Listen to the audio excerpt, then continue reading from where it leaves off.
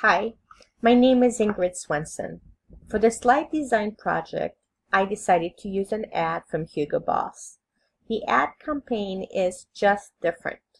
Hugo Just Different is for the man who takes inspiration from everything around him.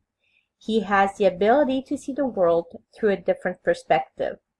His journey is unusual, and the route he takes seems by chance. The message tells the viewer to bring this unexpected scent into his collection for an exciting interplay of aromas.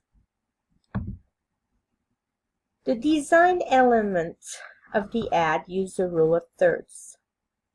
The tall buildings in the background look upside down. It guides the viewer's eyes to the principal element of the ad, the man and his perfume bottle. The face of the man is in the center of the page. Lastly, the logo, the perfume label, and the ad's message are placed to form a triangle. The next element is color. The main color scheme is several shades of blue-gray.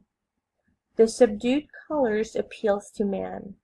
It is contrasted by the white shirt and the lights coming from the several buildings behind him. The text brings the last contrast of color of white and red. The last element is typography. The category used in this ad is sans serif.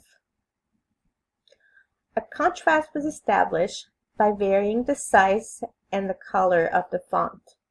And as I mentioned in the design, the method used to turn upside down the two main messages of the ad, Hugo and Turn. This is a new ad for the campaign that I created. I used the same idea of the logo in the corner. I created the triangle shape with the placement of the text.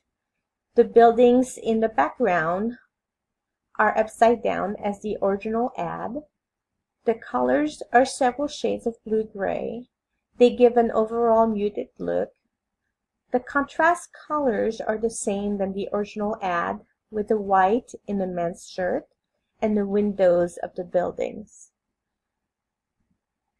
The use of the same design of putting the word turn upside down and the colors of the text is consistent with the original ad.